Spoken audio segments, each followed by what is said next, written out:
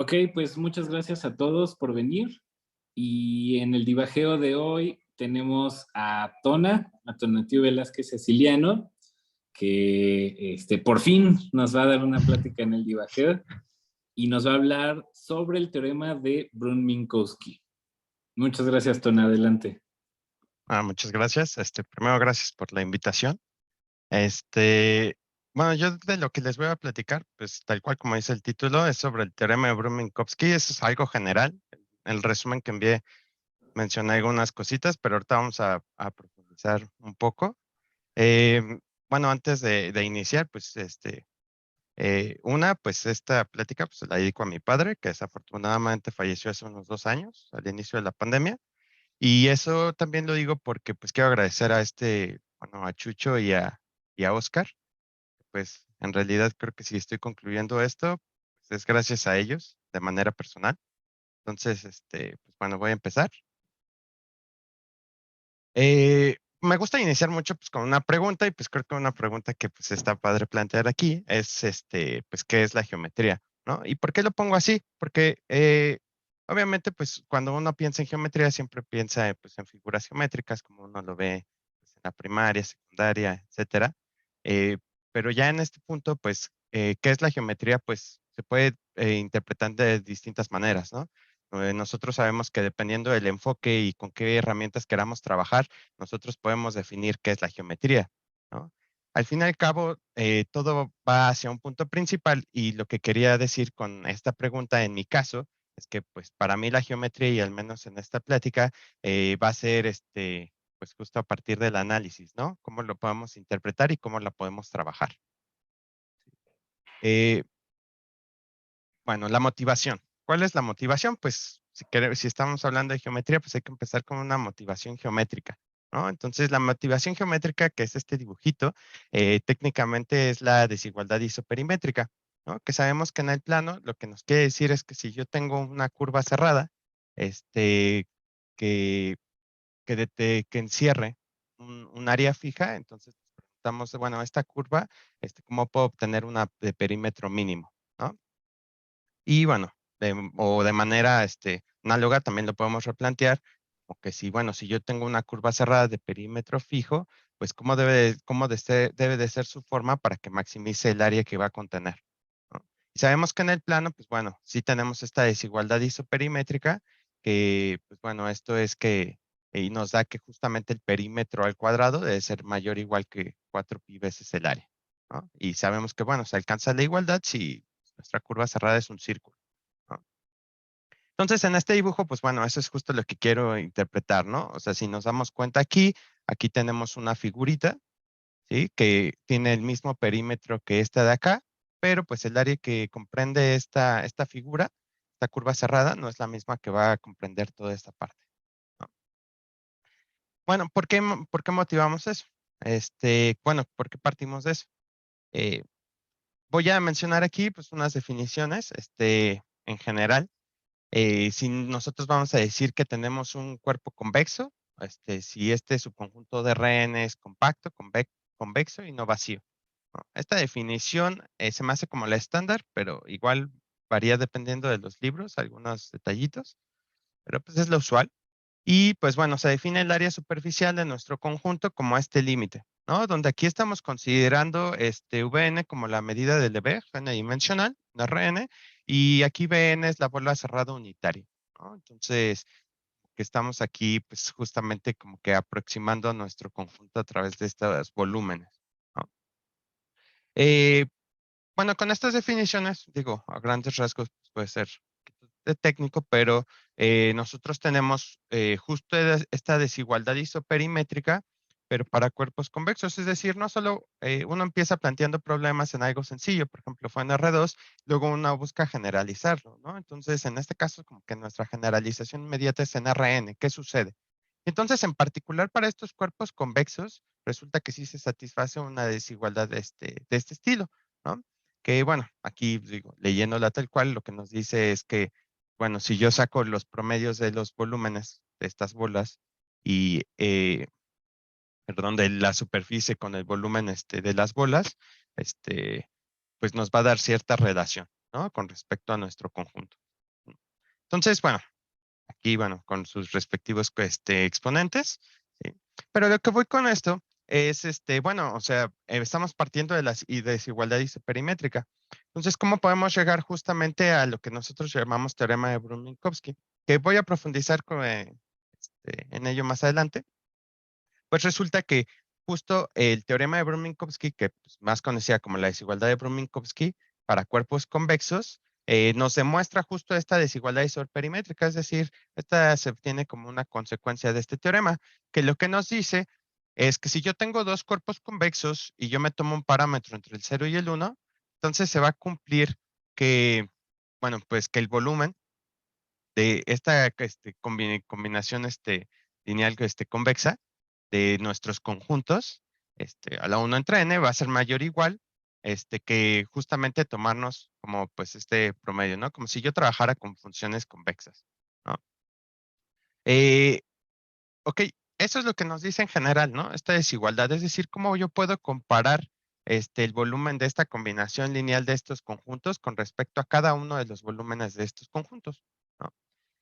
Y bueno, vemos que se comporta de una buena manera y de ahí podemos deducir pues, justo lo que decía, la desigualdad isoperimétrica. Pero bueno, ¿a qué quiero llegar? Al fin y al cabo, lo que uno intenta es pues, seguir generalizando porque uno dice, bueno, a lo mejor es muy restrictivo porque pues, yo tengo esta desigualdad solamente para cuerpos convexos. Entonces, lo podré obtener para otro tipo de objetos geométricos. Es decir, pues yo quiero este tipo de resultados pues, en otros espacios, ¿no? Porque no quiere decir que siempre voy a estar trabajando con la medida, que voy a trabajar en Rn o que voy a trabajar con la medida de Lebesgue n-dimensional. Entonces, uno puede demostrar que, bueno, en este caso, para cuerpos convexos, esta desigualdad se presenta de muchas formas. En realidad, la otra para mí es la definición usual, que es justamente pues, esta que estoy poniendo aquí, pero lo que estoy diciendo en este teorema es que hay otras formas de presentarlo y son equivalentes. Es decir, el hecho de que se satisfaga esta desigualdad también es equivalente a que se satisfaga que el volumen de esta combinación lineal convexa sea mayor o igual que el mínimo de los volúmenes. Y también es equivalente a que se satisfaga esta parte, que igual que ese mismo volumen sea mayor o igual que, bueno, que el volumen de A a la 1 menos lambda y el volumen de B a la lambda, ¿no? Vamos a hablar más a fondo de este último inciso más adelante.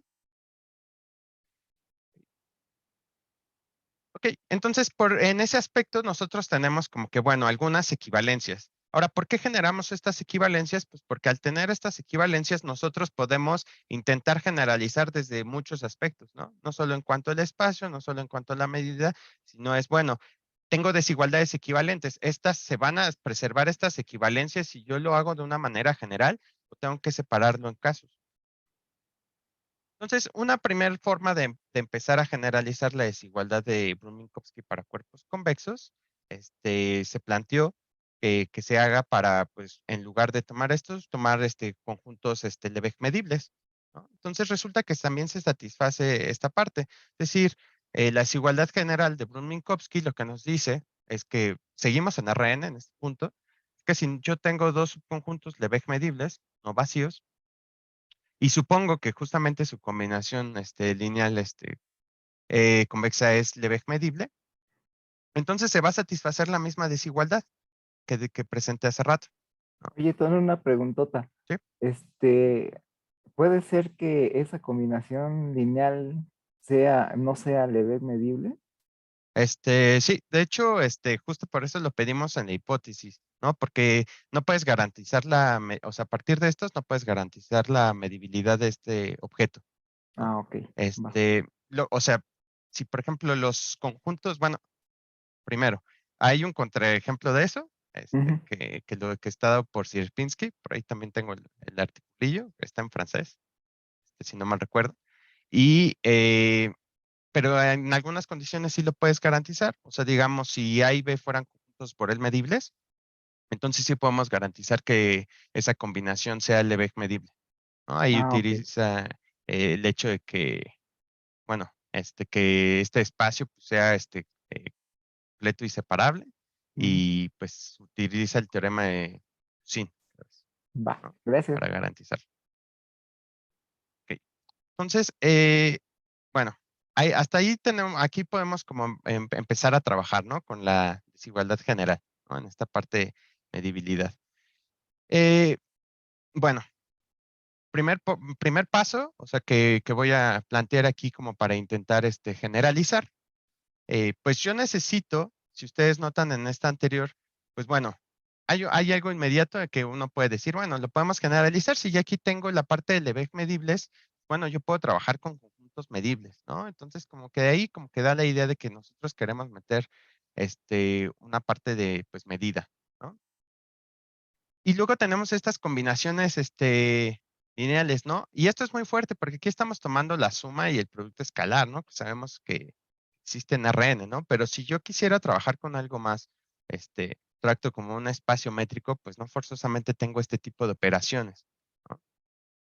Entonces, pues bueno, vamos a empezar a hablar de, pues, unos espacios convexos, también como para relacionar esta parte de la geometría.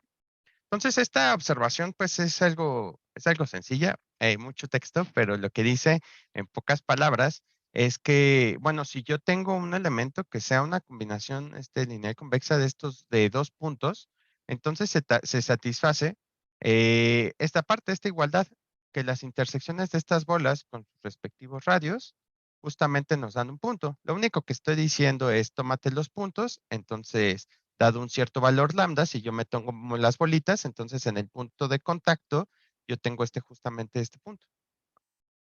Eso está padre porque en RN pues sabemos justo que tenemos un punto y pues nada más es el punto de contacto, es único. Pero cuando yo trabajo en espacios métricos en general, eso no tiene por qué suceder. Podría suceder que la intersección tuviera muchos puntos o que hasta fuera vacía. Ay.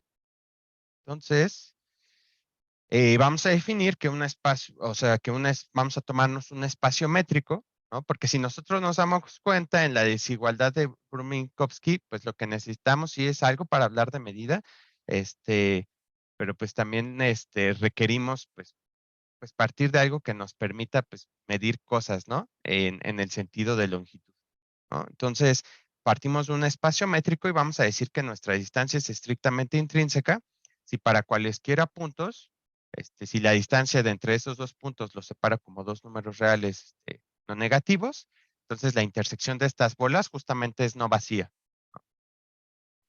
No nos importa si tiene muchos puntos o si es único, pero lo que sí le pedimos es que sea no vacía, ¿no? Y bueno, esto estamos diciendo que la distancia sea estrictamente intrínseca. Entonces, si uno conoce respecto a esta área de la geometría métrica, hay unos espacios que llamamos estrictamente intrínsecos, ¿no? Nada más que en ese sentido, son espacios de longitud en donde, a grandes rasgos, lo que estamos diciendo es que entre cualesquiera dos puntos, yo puedo encontrar una curva minimizante. Aquí no estamos diciendo eso, pero bajo esa definición, nosotros podemos demostrar que si yo tengo un espacio estrictamente intrínseco, entonces se va a satisfacer esta condición. Es decir, la distancia en esta definición es estrictamente intrínseca.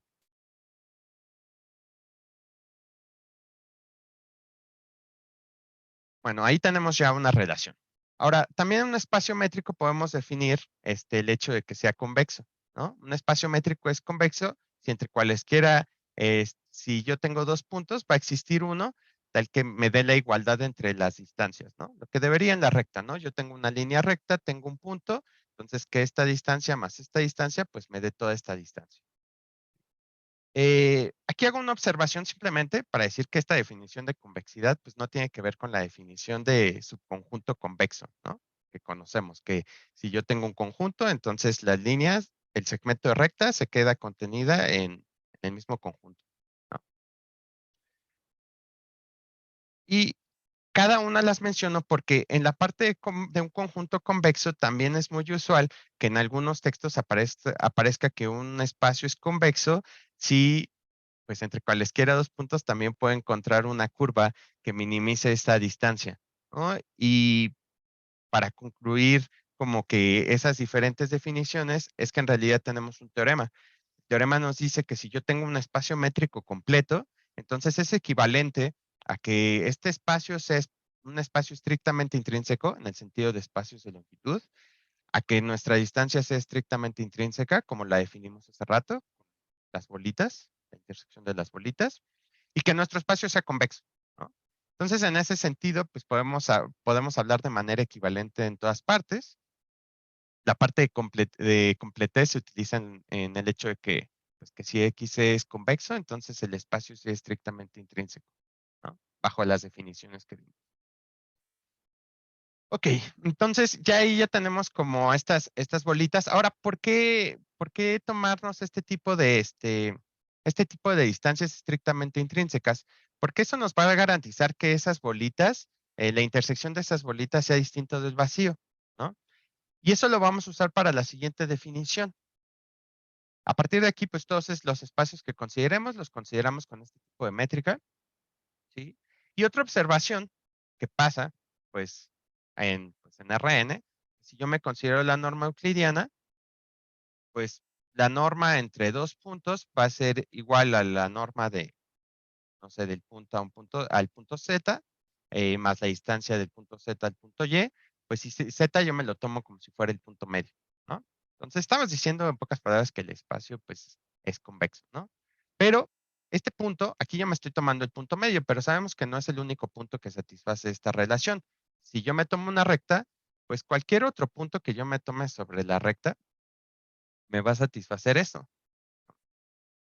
Así tenemos la siguiente definición que nos va a decir es, bueno, ahora, ¿cómo podemos trabajar con las combinaciones lineales? Es decir, teníamos sumas y productos por escalares, ¿cómo las podemos trabajar en un espacio métrico? Entonces, pues, si yo me tomo mi espacio métrico y nos tomamos dos subconjuntos no vacíos, entonces para cada lambda, siempre lambda vamos a tomar valor entre 0 y 1, vamos a definir la combinación lineal de convexa de A y B, pues como el conjunto no vacío, que no es vacío porque vamos a tomarnos la métrica estrictamente intrínseca. Y en pocas palabras, estamos haciendo lo que hicimos antes. Es decir, vamos a meter en este conjunto, vamos a meter todos los puntos que realicen lo que quisiéramos, ¿no? Justamente nos den este múltiplo lambda. Si ustedes se dan cuenta aquí en la definición, yo sumo estas dos, lo que estoy diciendo es que la distancia de AZ más la distancia de ZB es igual a la distancia de AB, ¿no? Que es justo como generalizarlo ya tomándonos nuestra métrica, ¿no? Entonces ahí nos vamos a tomar todos esos puntitos. Se comporta de buena forma, ¿no? O sea, efectivamente esto sí es una buena generalización.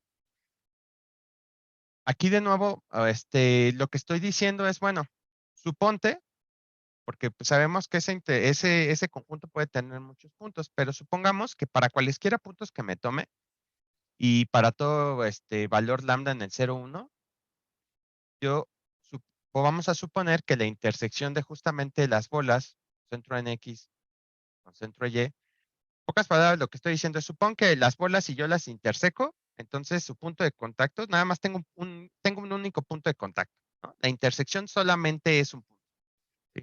Entonces, si eso pasara, yo puedo definir justo una función suma en nuestro espacio X, donde esta función suma, ¿qué va a hacer? Pues bueno, a ese punto X y Y, asóciale su único punto de contacto, ¿no? De la intersección de las bolas. Entonces, si yo me considero esta suma, ¿sí? Entonces, si yo la denoto tal cual como la suma que conozco, por lo menos lambda X más lambda Y, definida como pues justamente ese punto, entonces yo puedo definir como esta suma entre los conjuntos A y B de esta forma, ¿sí? Donde meto ahí todos los puntos que satisfacen lo anterior, ¿no? Pues resulta que en ese sentido, esta suma que acabo de definir coincide justo con la combinación lineal de convexa, ¿no? Ah, y no solo eso, si yo trabajara en RN con la métrica usual, esta suma, pues justo coincide con la suma de Minkowski, ¿no? Entonces, sí estoy generalizando de una manera adecuada mi suma de Minkowski, ¿no? Para poder hablar de estas combinaciones lineales convexas, ¿va?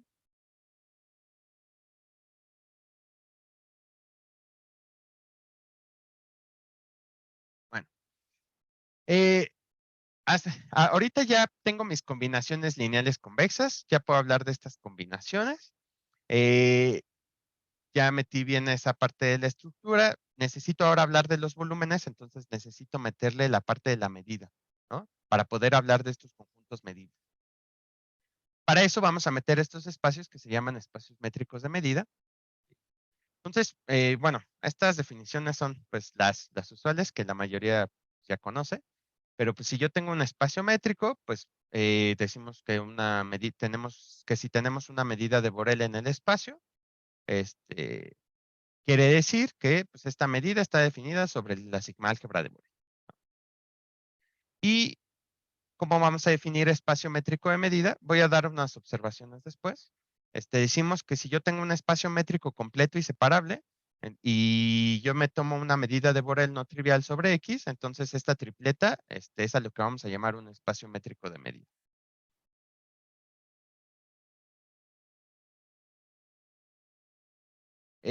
Bueno, si yo tengo un espacio métrico de medida aquí, pues son como estas igual, no son definiciones en particular para este tipo de espacios, o sea, en particular es para espacios medibles, pero bueno, no las menciono porque justo vamos a definir lo que es una medida de radón, ¿no? Entonces, decimos que mu es una medida de radón si es localmente finita y regular interior. ¿Qué quiere decir? Regular interior es que la puedo aproximar por abajo por compactos a los subconjuntos, ¿sí? Medibles.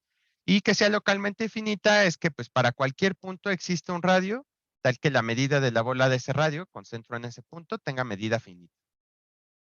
Estamos diciendo, y aquí agrego otra proposición, pero decimos que es estrictamente positiva si para cualquier punto y para cualquier radio, la medida de las bolas es positiva. Ok.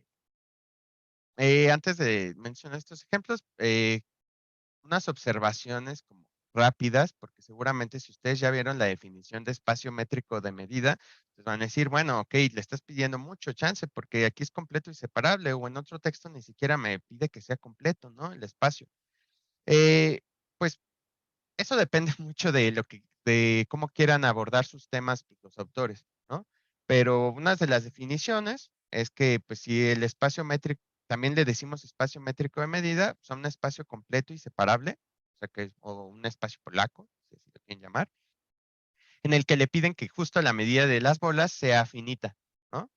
Entonces, hay gente que lo define así, el espacio métrico de medida. Aquí no tenemos gran inconveniente porque si nosotros le pedimos esa hipótesis de la medida de las bolas finitas, eso va a implicar que la medida sea localmente finita, ¿no? Así como estamos pidiendo en este caso al trabajar con medidas de radón, ¿no? Porque después vamos a trabajar con medidas de radón. Entonces, como que las propiedades que vamos a deducir, al final las vamos a obtener, ¿no? Entonces, en ese aspecto no hay ningún problema. Y en otros textos los definen quitándole la parte de que sea completo, es decir, nada más le dicen, pues que sea separable, pero tú tómate tu medida desde el inicio, que sea localmente finita y que sea Borel regular. Entonces, con esto también definen un espacio métrico de medida y, por ejemplo, esta definición también es muy productiva porque eso nos va a implicar que los espacios métricos de medida son sigma finitos, ¿no? Y como más adelante vamos a trabajar con el producto de espacios métricos y vamos a trabajar con la medida producto, pues eso está genial porque justo el producto de espacios métricos de medida nos va a dar otro espacio métrico de medida que también va a ser sigma finito, ¿sí? Y pues bueno, o sea, todo esto se va a deber a que, o sea, las hipótesis que les damos, pues van a ser las suficientes como para garantizar este tipo de cosas, ¿no? Desde la parte que definimos de las distancias estrictamente intrínsecas y la parte de separabilidad, ¿no? Pero bueno. Esos son como comentarios, por si creo que la primera definición que les comentaba, es justo la que aparece en el libro de Gigli y de Pascualetto, de, creo que es Lectures on Non-Smooth Differential Geometry, creo que es ese. Y el otro, pues es un libro de espacios de espacios de Sobolev en espacios métricos a medida, ¿no? La otra definición. Cada uno argumenta desde el inicio por qué lo va a considerar así. Y bueno, aquí pongo estos ejemplos, pues como que retomando un poquito esta parte de geometría. ¿Por qué? Porque si aquí tenemos ¿por qué queremos abordar estos espacios métricos de medida? Porque aparecen en, en varios objetos que, pues la mayoría, bueno, que algunos de ustedes trabajan, ¿no? Por ejemplo, las variedades riemannianas completas con la medida de volumen canónica, ¿sí? Los espacios de Alexandrov n-dimensionales con la medida de Hausdorff. Y nada más aquí pongo la aclaración por si alguien no conoce esos espacios. Estos espacios de Alexandrov son una generalización de estas variedades riemannianas completas, pero pues pidiendo con curvatura seccional acotada inferiormente, ¿no? De manera uniforme. Ahí es con curvatura seccional, y si nosotros queremos trabajar con Ricci, también están estos espacios RCD, ¿sí? Que igual son una generalización con curvatura de Ricci acotada inferiormente por K y pues dimensión acotada superiormente por N.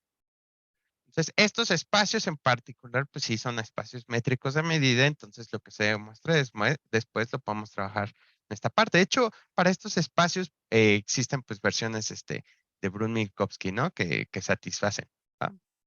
¿Qué medida le das al RCD? No la puse, ¿verdad? No. Este, ahorita no me acuerdo, la verdad. Ese Este, ya trae una. creo O que sea, es desde digamos, el ya, inicio, ¿no? Con la que defines, ¿no? El sí, espacio. o sea, ya trae una el espacio métrico de medida y dices que satisface RCD contra esa. Y al Alexandrov le suelen poner la de Hausdorff. Ah, va. Va, va, va. Bueno, hasta ahí, pues bueno, esa parte como para definir los espacios métricos de medida. Y ahora sí, pues vamos como que un poquito más fuerte hacia la desigualdad de Brun-Minkowski, pero para este tipo de espacios, ¿no? Ahora, ustedes dirán, bueno, pues porque aquí hay unos anillitos, ¿no? Yo tengo la idea de que pues si algún teorema pues, tiene su nombre, pues esas personas pues como que se esforzaron lo suficiente como para que aparezcan sus nombres, ¿no? En ese sentido. Entonces, a veces como que hablar de las personas es un poquito importante, también como para entender pues más o menos cómo es que se fue abordando el problema. Voy a hacer unos comentarios, pues eso no quiere decir que sean todos los intentos que se han hecho para abordar la desigualdad de Brun-Minkowski en distintas áreas, ¿no? Entonces aquí pongo a Hermann Brun y pongo aquí unos anillos, porque no encontré una imagen de él, pero bueno, este matemático alemán, él hizo un trabajo también en teoría de nudos, no solo en la parte de geometría convexa, este, y este nudo pues se le llama enlace browniano, o también un nudo Borromeo, ¿no? Entonces eso es nada más como para atribución a él. Ahorita igual, pues voy a mencionar un poquito más, porque en realidad el primer trabajo que surgió, como lo mencionaba en el resumen, fue por Brun, ¿sí? Para cuerpos convexos en dimensión n menor o igual que 3 en el año de 1887, ¿sí? Y luego, pues aquí, bueno, aquí sí tenemos una foto, llegó Minkowski, ¿sí? En donde él da una prueba analítica n dimensional, ya no solo para n menor o igual que 3. Y en realidad después, pues sí, como colaboraron y al final, pues también caracterizaron, no solo, o sea, al tener la desigualdad, pues a veces también uno busca caracterizar qué sucede en la igualdad. Y lo lograron hacer para cuerpos convexos, que pues resulta que se da la igualdad cuando estos cuerpos convexos son homotéticos, ¿sí? Bueno, voy a hacer otros comentarios antes de pasar como a las definiciones.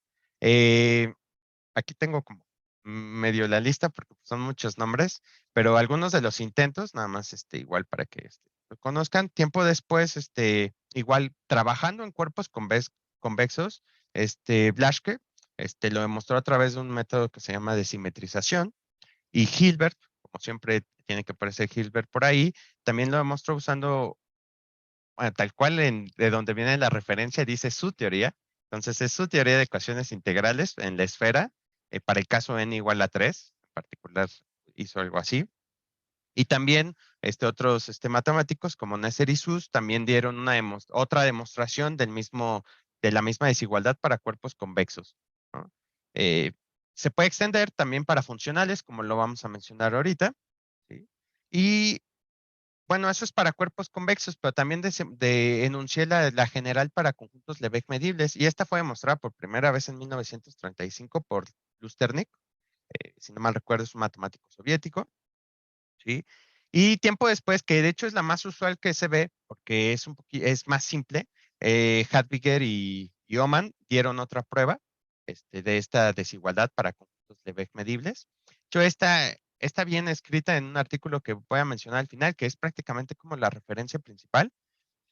Viene ahí esa demostración. Y bueno, obviamente no solo se limita a esta parte, o sea, la desigualdad de Brun-Minkowski se ha analizado en muchas áreas, desde trabajar con funcionales, igual lo voy a mencionar en un diagrama del final, pero también con otro tipo de conjuntos, como los conjuntos aleatorios, hay artículos sobre eso. O sea, hay cosas ahí en probabilidad, y también aparecía mucho en algunos textos de procesos estocásticos, ¿sí? Y también, pues bueno, no solo la parte continua, ¿no? También existen versiones discretas. Para versiones discretas, pues igual un artículo de Gardner y Gronke, que desde el 2001, como que aborda la desigualdad de Brun-Minkowski, si lo traducimos tal cual, como en la retícula entera, ¿no? O sea, en Z de la N. Ahí es como la referencia principal, si uno lo quiere abordar de manera discreta, y también existen versiones de Brun-Minkowski para teoría aditiva de números. Uno de los artículos, uno es de Grinkiewicz y Conserra, ¿sí? Y lo que hace aquí es mejorar como una estimación del caso 2 dimensional, la desigualdad de Brun-Minkowski, ¿no? Ok, bueno, eso es como un poquito de historia. Obviamente me quedo muy corto. Una descripción un poquito más general, sin necesidad de leer tantas páginas. Viene en un libro que igual comentaré al final, de cuerpos convexos, donde te enuncia, pues bueno, todo lo que pues todas las diferentes formas en las que se ha abordado esta desigualdad de Brun-Minkowski, no solo para demostrarla, sino para adaptarla a lo que uno quiera hacer. Ok. Aunque parece que es mucho, técnicamente lo que estoy diciendo a continuación es que, ok, bueno, ya teníamos un teorema que nos daba equivalencias para cuerpos convexos, ¿no? Entonces uno se puede preguntar, bueno, lo que decía, para horas de Beck medibles, yo también puedo encontrar estas mismas equivalencias, y resulta que sí, ¿no? Es decir, también se va a satisfacer la equivalencia con el mínimo y esta última equivalencia, ¿no? Con el volumen a la 1 menos lambda por el volumen a la lambda. Entonces, hasta ahí, pues todo va padre, ¿no? Sí se satisfacen esto también para Lebesgue medible. Ahora, esta última, como decía, es importante porque esta se deduce a su vez de otra desigualdad bastante conocida, que es la desigualdad de Prekopa-Leibler, ¿no? Esta desigualdad es una desigualdad funcional, donde nos dice que si yo tengo, pues bueno, mis funciones Lebesgue medibles, y estas funciones satisfacen justo esta desigualdad con respecto como a las combinaciones que yo quiero, es decir, puntualmente, entonces se va a satisfacer que estas integrales también van a satisfacer la misma desigualdad, ¿sí? Y es importante porque de aquí, del teorema de Prekopa, yo también puedo demostrar que se vale la desigualdad de Brun-Minkowski. Es decir, ahí se está formando como un caminito, ¿no? Subimos un paso más arriba, obtenemos esta nueva desigualdad, que es la desigualdad de Prekopa. Y la menciono porque nuestro objetivo es cómo podemos plantear esto para los espacios métricos de medida. ¿Y podré plantear esto para los espacios métricos de medida? Bueno, la respuesta es que sí. Aquí nada más pongo la anotación por completar, pero pues, o sea, yo voy a utilizar este valor M de P, de AB. Pues bueno, esta es como la combinación que yo quiero con los exponentes que necesito, con lo que he estado trabajando anteriormente. Y pues bueno, como voy a trabajar con otros valores, aquí tengo pues el 0, aquí considero esta que hemos estado usando del producto. Aquí con menos infinito voy a asociar este valor del mínimo, que es lo que tengo justamente en esta parte. Aquí tomo el valor P general, luego aquí me tomo el mínimo y aquí el producto. Y bueno, también puedo considerar el máximo, ¿no? Aquí hago una distinción si el producto es mayor que 0 o si el producto es 0 de dos valores, como estoy definiendo aquí. Eso es como un poquito más técnico. Pero lo que estoy haciendo es resumir en esta anotación las posibles equivalencias de Brun-Minkowski. En otras palabras. Ok, entonces vamos a lo importante, ¿no? Yo ya tengo un espacio métrico de medida y pues yo quiero saber pues, qué significa aquí que se satisfaga la desigualdad de Brun-Minkowski, ¿no? Aquí respecto al parámetro P, pues porque justamente no sé que estas cosas sean equivalentes en un espacio métrico de medida en general, ¿no? Entonces, bueno, pues vamos a ver qué casos sí se pueden satisfacer, ¿no? En estos espacios. Y vamos a decir que se satisface, pues si pasa lo que debe, ¿no? Que la medida, si para todo lambda en el 0,1, que es nuestro parámetro, la medida de C es mayor o igual que pues cada uno de los casos que tome con respecto a la medida de A y a la medida de B, ¿no? Donde quienes son A, B y C son conjuntos medibles, no vacíos, donde le estamos pidiendo que la medida de A por la medida de B sea positiva, ¿sí? De forma que la combinación lineal convexa se quede contenida en C, ¿no? Ahora, ¿por qué pongo esta condición? O sea, tal cual, bueno, si esto está contenido en C, ¿sí? Pues entonces uno diría, bueno, pues la original, aquí tú metías aquí la combinación lineal convexa, ¿no? ¿Por qué aquí no lo haces? Pues porque justo dijimos que no podemos garantizar la medibilidad de este conjunto, pero pues yo sí lo puedo comparar con cualquier conjunto que lo contenga, ¿no? Y que sí sea medible. Entonces, por eso aquí lo planteo así. ¿Y por qué pongo aquí esta condición de que sea, para trabajar con medidas cuyo producto sea, de los conjuntos sea mayor que cero? Porque el caso igual a cero, pues no es, uno no es tan sencillo. Uno encuentra algunas dificultades al momento de trabajar con eso, hasta en el caso de la medida de Lebesgue. Y de hecho, pues hay ciertas caracterizaciones, o sea, ¿qué pasa cuando estos productos son mayores que cero, no? Es decir, que las dos sean no cero. Entonces, no es tan artificial, sí tiene su dificultad y por eso mismo existe otra definición de Brun-Minkowski que a esta le llamamos general, donde yo le quito esta restricción. Le quito esta restricción que el producto de las medidas sea positivo. Ahí sí no tenemos ningún problema. Entonces, es la misma definición, simplemente le estamos quitando esta parte de que el producto sea positivo. Ok. Entonces, de acuerdo, pues con la notación que teníamos, por cómo definimos, sucede que esa definición de Brun-Minkowski con respecto al parámetro P es equivalente a la general respecto al parámetro P, es decir, este hecho de que el producto de las medidas sea positivo, aquí no hay problema cuando P es menor o igual que cero. Eso es por cómo estamos definiendo estas desigualdades que satisfagan la desigualdad de Brun-Minkowski. Pero en el caso P mayor que cero, no tiene por qué cumplirse esta equivalencia, ¿no? Ahí es donde empiezan a surgir problemas. Y hay algunas proposiciones en las que podemos nosotros dar hipótesis en la que sí se valga, ¿no? Que se dé esta equivalencia. Obviamente, una definición implica trivialmente a la otra, ¿sí? Entonces, pues justo lo que nos dice esta proposición es, bueno, aquí la otra implicación sí se va a dar. En este caso, si yo me considero mi parámetro positivo y yo parto de mi espacio métrico de medida, pero suponiendo que es localmente compacto y que mu sea una medida de radón estrictamente positiva, entonces yo sí voy a poder demostrar que sí son equivalentes estas definiciones, ¿no? Voy a poder aproximar de una buena forma, ¿no? Para que se satisfaga cuando el producto es cero.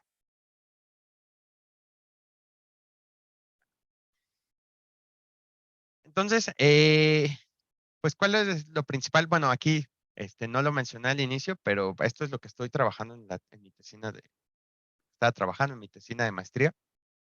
Entonces, pues, al final lo que necesitamos es un resultado principal. Y digo, no solo resultados para, pues, estos espacios que satisfagan Brun-Minkowski, sino a veces me interesa, pues, bueno, saber qué sucede al generar nuevos espacios y, por ejemplo, qué sucede en el producto. Entonces, como mencionaba, yo puedo considerar el producto de espacios métricos de medida y preguntarme, okey, en el producto, si un espacio satisface Brun-Minkowski y el otro también, ¿podré garantizar que se satisface algún tipo de Brun-Minkowski en el producto? Entonces, este teorema, que es como el principal de la SINA, nos dice que sí se va a valer. Si yo me tomo espacios métricos de medida, le pido que las medidas sean sigma finitas simplemente para tomarme, pues al tomarme el producto, si me dé un espacio métrico de medida sigma finito y entonces yo pueda considerar bien mi medida producto, ¿sí? Que no haya ahí algo extraño. Le voy a pedir que la medida en Y sea localmente finita y que la medida producto sea una medida de radón. Entonces, si mis espacios satisfacen que, bueno, el espacio X satisface como un Brun-Minkowski lineal, ¿sí?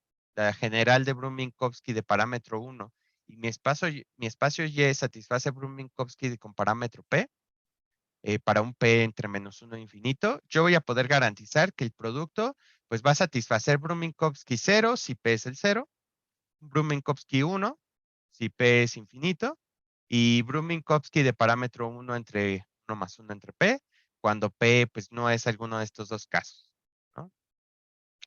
Bueno, ¿y cómo se demuestra? Y en realidad no es algo tan artificial. O sea, obviamente cuando uno lo ve dices, ah, ok, sí, claro, ¿no? Sí, cómo no se me ocurrió, pero la idea es un poquito natural de lo que se va a hacer, ¿no? Yo tengo estos dos espacios y yo quiero ver cómo se comportan en el producto. Pues, ¿qué haría? Ah, pues como que, bueno, si tengo dos espacios, como que la idea sería como seccionar un espacio en cosas con las que yo pueda trabajar y luego para como complementar el análisis con el otro espacio, pues yo necesitaría como que esas secciones que ya tomé, ahora seccionarlas, cuando yo me lo imagino como una rejilla, ahora seccionarlas como linealmente, ¿sí? Y después, pues bueno, si yo ya tomé muchas secciones, pues ¿qué es lo que solemos hacer como para juntar toda esa información? Pues integrar, ¿no? Entonces eso sí lo vamos a poder hacer y eso nos lo permite justamente estos teoremas de Cavalieri, de Tonelli y Fubini, ¿no? Porque al fin y al cabo estos espacios, aunque sean métricos, también son espacios medibles, ¿no? Entonces todo lo que sabemos de ellos, de aquí. Entonces, aquí doy una idea de la demostración de ese teorema. Eh, obviamente, aquí nada lo digo porque hay que empezar tomándose esto, o sea, hay que tomarnos nuestros conjuntos medibles, subconjuntos del producto, tales que el producto de la medida de A con la medida de B sea positiva y que nuestra combinación lineal convexa se quede contenida en C, ¿no? Eh, para trabajar de una manera más sencilla, pues suponemos sin pérdida de generalidad que el conjunto A y B son compactos. Esto lo voy a poder hacer porque nuestra medida es regular interior. Entonces yo voy a poder aproximar por compactos, ¿sí? Y pues si se satisface Brun-Minkowski para compactos, entonces es sencillo ver que, pues bueno, si yo me tomo el límite de estas sucesiones que sí se aproximan, de estas medidas de estos conjuntos que sí se aproximan, se va a satisfacer en general, ¿no? Entonces puedo tomar los compactos desde el inicio y voy a definir unas funciones. Estas funciones, pues lo que estoy haciendo es, bueno, aquí me estoy tomando esta función X, me voy a tomar la medida pues de las secciones, que era la idea que les mencionaba. Me voy a tomar 3 funciones porque tengo 3 conjuntos. Lo único que voy a hacer mira, mi conjunto A, me voy a tomar su sección, yo a eso le puedo sacar la medida y luego esto pues como que lo puedo como, bueno, yo lo veo como normalizar y decir con estas normas, ¿sí? Donde estos valores, o sea, estas cosas sí están bien definidas, ¿sí? Eso es porque pues nuestra medida pues es justo la medida en Y, que es con la que estamos definiendo estas funciones, es localmente finita, el producto de estas dos cosas es positiva, es decir, estos valores van a ser finitos y positivos, ¿sí? Y y además pues estas secciones van a ser compactas, ¿no? Al trabajar con estos compactos. Aquí nada más abrevio, CDP, pues es justamente este valor, ¿no? Estos valores son finitos y positivos, ¿sí? Y entonces aquí MDP, pues CP varía dependiendo de lo que esté tomando, si P es 0, si P es infinito o si P es cualquiera de los otros casos, ¿no? La hipótesis de que el espacio Y satisfaga a Brun-Minkowski con parámetro P se va a utilizar para demostrar que la función H evaluada en un punto X lambda, que es un punto tomado en la combinación lineal convexa entre cualesquiera dos puntos de X, va a satisfacer que es mayor o igual que el mínimo de la función evaluada en el primer punto y la otra función, pues evaluada en el segundo punto. En en donde se utiliza Brun-Minkowski, o sea, uno puede ver que este Hx lambda, sí es mayor o igual que justamente un valor m de p, y ya después ya ahora sí lo puedo comparar con respecto al mínimo. Hay que hacer cada caso, ¿no? Pero ahí se utiliza tal cual que el espacio Y satisface Brun-Minkowski. ¿Dónde usamos la parte lineal? Ah, bueno, al tener esta desigualdad de entre H, F y G, nosotros vamos a poder garantizar aplicando la desigualdad de Brun-Minkowski general, parámetro 1 en X, vamos a poder garantizar que se da esta desigualdad, ¿no? Si yo aquí me tomo como, si yo barro la función h, me tomo los x, donde h barre a partir de un cierto valor t entre 0 y 1, ¿sí? Pues esto va a contener pues a este conjunto unión el otro conjunto, ¿no? Entonces, bueno, al aplicar Brun-Minkowski, yo voy a poder aplicar las medidas y se va a dar la desigualdad que necesito, en pocas palabras, ¿no? Es decir, bueno, ya trabajé en secciones, ya trabajé en Y con estas secciones, ahora yo necesito como empezar a barrer en un cierto valor T, ¿no? Entonces, si yo empiezo a barrer con ese valor T, entonces, ahora sí puedo aplicar lo que yo conozco de X para poder comparar las medidas de nuestro. Y lo que decía, si yo ya seccioné de una manera bonita, pues como junto esa información, pues utilizando Cavalieri y Tonelli, yo puedo demostrar que la medida de C es mayor o igual que esta constante que tomamos antes, multiplicada por esta parte, ¿no? 1 menos lambda, la medida de A entre esta norma, más lambda por la medida de B entre este valor, ¿no? Esto no es directamente lo que queremos. Lo que queremos justamente es esto, compararlo con esta parte, ¿no? Con este valor M sub P. Para concluir eso y para llegar a que esta cantidad es mayor o igual que este valor M sub P, pues bueno, para el caso P igual a infinito sale directo, ¿sí? Porque en el caso P igual a infinito estamos considerando el máximo, entonces eso va a salir de una manera sencilla. Para el caso P igual a 0, lo que se utiliza es esta desigualdad de la media aritmética geométrica ponderada, ¿no? Con pesos. Si yo utilizo esta desigualdad, voy a poder garantizar lo que yo necesito. Y para el caso P que no es 0 y que no es infinito, se utiliza la desigualdad de Hölder inversa. Y ya con eso yo puedo concluir que justo la medida C es mayor o igual que esta cantidad y listo, ¿no? Ya saben, para concluir simplemente es el hecho de que yo puedo aproximar pues, por pactos a mis. Bueno, algo que justo también lo platicaba con, bueno, a veces que una vez me dijo Chucho, ¿sí? Es que, bueno, que a su vez pues se lo comentó Nicola Gigli, pues es que los teoremas, pues los grandes teoremas, pues al final son las que se transforman en nuestras definiciones actuales, ¿no? Y como ustedes vieron, justamente la definición de Brun-Minkowski no es artificial, se debe a que es un teorema súper importante a partir del cual nosotros podemos abstraer la información para crear una definición.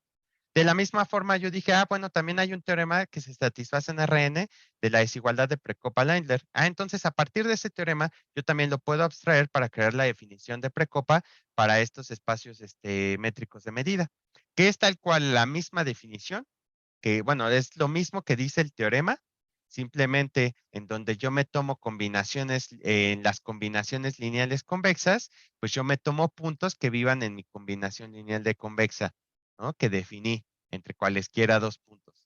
Ahí sustituyo.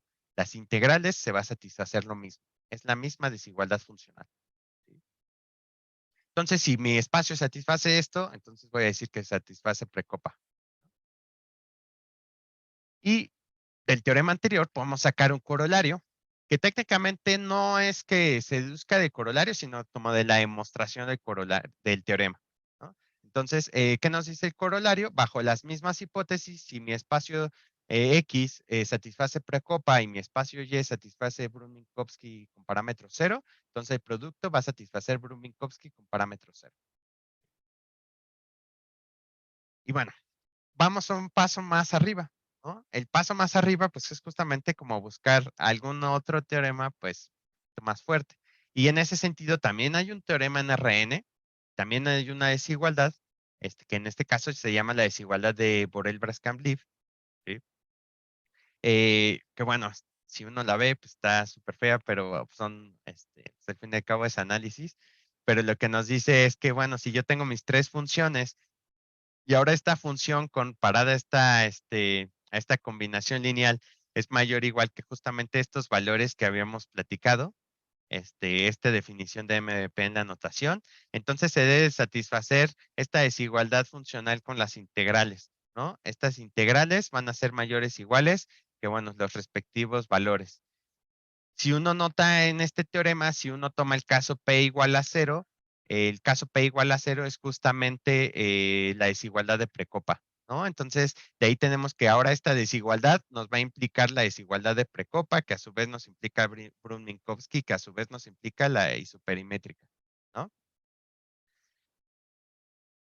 Entonces, a grandes rasgos, uno puede de nuevo hacer la misma definición de la desigualdad de Borel-Braskamp-Leaf para espacios métricos de medida, tal cual.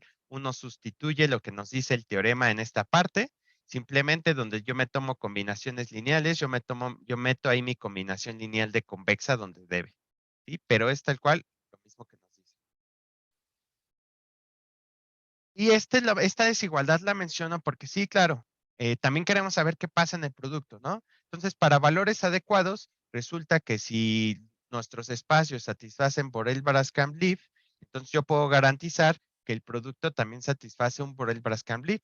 Y lo interesante de este teorema, en espacios métricos de medida, es que si yo tengo un corolario que se obtiene es que si yo tengo dos espacios que satisfacen precopa, entonces el producto va a satisfacer precopa. Está súper padre, ¿no? Bueno, yo lo veo que está muy padre, ¿no? Entonces, uno puede seguir y empezar a trabajar con más, con más desigualdades. Y no hay que perder de vista por qué queremos este tipo de generalizaciones. Partimos de una motivación geométrica, ¿no? ¿Cuál es nuestra motivación geométrica? Nuestra desigualdad isoperimétrica. Entonces, de nuevo, también nosotros nos podemos preguntar, bueno, esta desigualdad isoperimétrica también existe para este tipo de espacios, estos espacios métricos de medida o para espacios más generales. O sea, uno puede preguntárselo. Y sí hay resultados de ello. De hecho, hay un paper de Cavaletti y Mondino en donde se plantea justo, bueno, se demuestra una desigualdad isoperimétricas que se llama de Levi-Gromo en estos espacios RCD, ¿no? Entonces, quiere decir que sí, también hay resultados más generales de ahí. Entonces, quiere decir que si yo obtengo resultados de ese estilo, entonces también debería de obtener, bueno, la teoría nos dice que debería de obtener pues unos teoremas más generales pues para ese tipo de espacios. Entonces, bueno, el objetivo principal es, bueno, ver justo cómo se comporta el producto con respecto a a dos espacios cualesquiera, bueno, espacios métricos de medida, que en muchos de los trabajos lo que uno hace es trabajar con productos. Entonces, a veces, pues ya empiezas a trabajar con el producto y pues dices, bueno, ¿y cómo puedo garantizar que esto sí pasa aquí? Entonces, ¿qué dices? Bueno, pues mejor vamos a ver si se cumplen cada uno de los espacios y si después los puedo juntar para ya poder aplicarlo en general.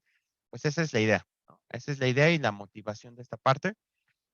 Es muy, podría decir, es muy breve. Toda esta parte de espacios métricos de medida, esto que mencioné al final, viene igual en un artículo el autor se llama Yepes, ahorita lo voy a mencionar, pero viene mencionado ahí y luego lo particulariza para pues, qué sucede en RN, ¿no? Ya con todo lo que se trabajó. Eh, ya para finalizar, siguiendo esta idea de que pueden generalizar tanto como quisiera, este diagrama viene en el artículo de Gartner, en donde tal cual el artículo es la desigualdad de Brun-Minkowski, ¿no?